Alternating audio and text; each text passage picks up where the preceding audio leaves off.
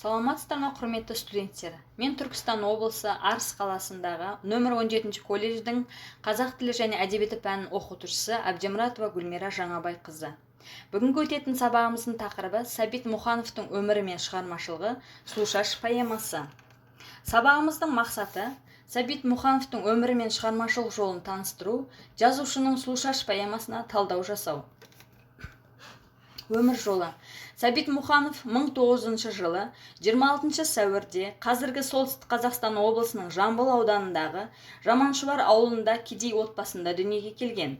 7 жасқа толғанда әкесі Мұқан қайтыс болып, 8-ге аяқ басқанда анасынан айырылады. Сөйтіп жастайынан жетім қалған бала Сәбит ағасы Мұстафаның қолында қалады. Жетімдіктің тауқыметін тартқан Сәбит еңбекке ерте араласады. 10 жасынан бастап байлардың есігінде жүріп күн кешеді. Қойын бағады, отыны мен суын тасып жылқышы болады. Жоқшылықтан көзін аша алмай, мұқтаждық қолын байлап оқиды алмайды. Алайда білімге деген құштарлығы бір сәтте басылған емес. Өз бетінше оқу білімге ұмтылып, ауыл молдасынан хат таниды. 14-15 жасында ел аузындағы жыр толғауларды, қисса дастандарды жаттап, мақамдап айтып үйренеді. Өлең шығаруға талаптанады. Ел аузына ілігіп, ауыл ішінде өлеңші бала атанады. Абай Құнанбайұлының 1909 жылы басылған өлеңдер жинағымен танысып, Абайдай ақын болуды армандайды. Абайдың поэзиясы Сәбит Мұқановтың ақындық талантына зор қозғау салады. Еңбек жолы. Сәбит Мұқанов 1918-1919 жылдары Омбыдағы оқытушылар курсында білім алады. Оқып жүріп Мағжан Жұмабаевқа хатшылық етеді. Оның педагогика курсы тарихынан оқыған дәрістерін қағаз бетіне түсіреді. Өзі шығарған алғашқы өлеңдерін Мағжанға оқып беріп, ақындық өнерін шыңдайды. Оқуын тамамдағаннан кейін Сәбит Мұқанов біраз уақыт мұғалім болып қызмет етеді. 1920 жылы жазда Мағжан Жұмабаевтың жетекшілігімен оқытушылар курсы қайта ашылып, күзге дейін сонда оқуын жалғастырады. 1921 жылы Сәбит Мұқанов коммунистік төтенше әскери бөлімнің жауынгері болады. 1921-22 жылдары әртүрлі қызметтер атқарады. 1922 жылы Орынбордағы жұмысшылар факультетіне түсіп, 1926 жылы бітіріп шығады. Сәбит Мұқанов 1926-1928 жылдары баспасөз орындарында қызмет атқарып, Республикалық еңбекші қазақ, қазіргі Егемен Қазақстан газеті бөлімінің меңгерушісі, Қазақстан мемлекеттік баспасының бас редакторы болады. 1928 жылы Петропавл қаласынан Кеңес ауылы газетінің редакторы және жазушылар бөлімінің жетекшісі қызметін атқарады. 1930 жылы жергілікті ақын жазушылардың шығармалары негізінде жарыс альманахын шығарды. 1932-35 жылдары Мәскеудегі Қызыл профессорлар институтының әдебиет бөлімінде оқыған. 1935 жылы Республикалық Кеңес ауылы қазақ әдебиеті газеттерінің редакторы болып, 1936-1937 жылдары Қазақстан жазушылар одағын басқарды. Сондай-ақ Сәбит Мұқанов 1937-1941 жылдары Абай атындағы педагогикалық институттың профессоры болып, қазақ әдебиетінен сабақ берген. 1943-1951 жылдары екінші рет Қазақстан жазушылар одағының төрағасы қызметін атқарады.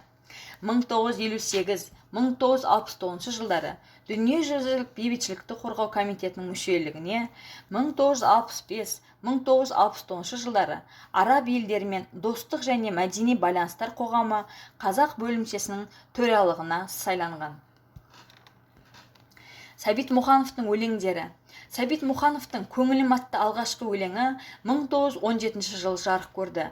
20 жылдың басында жазылған «Бостандық» өлеңінде саяси шақыру, белсенді үгіт, анық насихат берілген. 30 жылдары «Майға сәлем», «Сөз советтік армия» атты өлеңдерінен замандас бейнесі, қоғам кескіні аңғарылады. Романдары мен повестері. Қазақ әдебиетінде роман жанрын жетілдіріп қалыптастыруда Сәбит Мұқановтың еңбегі зор. Жұмбақ жалау, темір тас, аққан жұлдыз, өмір мектебі, есіл, адасқандар романдарын атауға болады. Ботагөз романы алғаш рет Жұмбақ жалау деген атпен 1938 жылы жарық көреді. Бұл романда Қазақстандағы 1910-1920 жылдардағы күрделі оқиғаларды бейнелеген.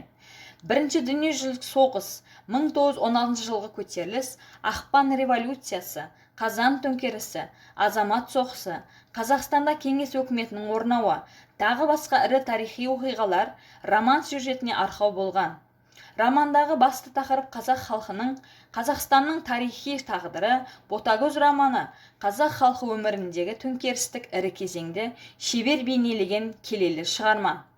Жазушының Ақбөпенің сыры, Балуан шолақ, Достар атты повестері бар.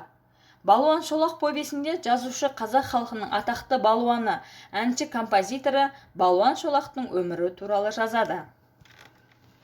Поэмалары: Батырақ, Балбөпе, Жұманның өлімі, Октябрь өткелдері, Сұлушаш, Ақ аю, Жетім қыз деген поэмалары бар екен. Сәбит Мұқановтың 1928 жылы драмалық оқиғаға құрылған поэмасы ол Сұлушаш поэмасы.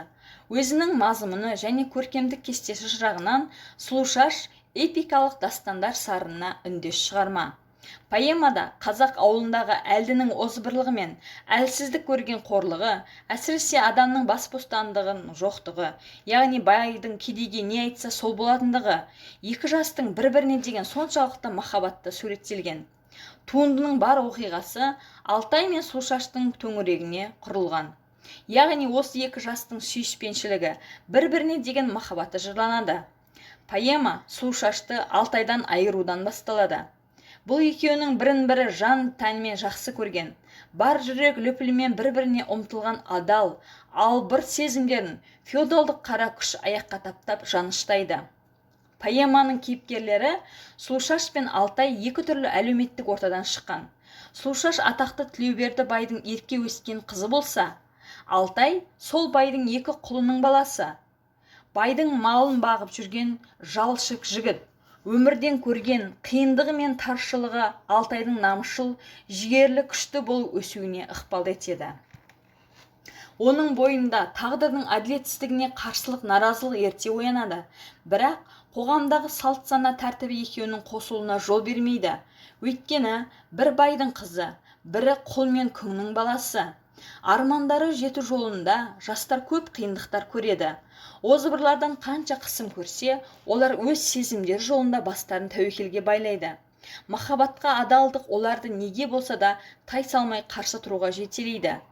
Алтай мен Сұлушаштың озбыр топтан қашып шығып, қол ұстасып иесіз тауды паналаған кездерінде ашығып тарыққанда оларға осы сезім қуат береді. Алтайдың жанында сенімді серігі Қайсар болады. Сол тау басында Сұлушаш жолбарысқа тап болып, таудан секіреді. Алтайды сүйгенінен айырады. Ақырында қуғын сүргін көрген Алтай мен Сұлушаш қайғыдан құса болып, азапта өледі. Ақын халық арасындағы аңызды алып, екі жастың орындалмаған арманын, сол кездегі қоғамдық теңсіздікті суреттейді. Сонымен қатар қазақ даласындағы өткен әділетсіздікті әшкерелейді. Кіршіксіз, таза екі жанның арманына жете алмай, қыршын кетуі шынайы баяндалады екен. Ал енді балалар, сабағымыздың бекіту сұрақтарына келейік. Бірінші, Сәбит Мұқановтың өмірі мен шығармашылығына талдау жасаңдар. Екінші сұрақ, Сұлушаш поэмасының идеялық көркемдік жаңалығы неде? Үшінші, Сұлушаш поэмасында дәуір шындығы қалай суреттелген?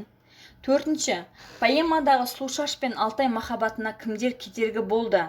Бесінші, Сәбит Мұқанов шығармаларында кедейлер арасынан шығып, ел ісіне араласқандардың мінез құлқындағы өзгерістер қалай сипатталады?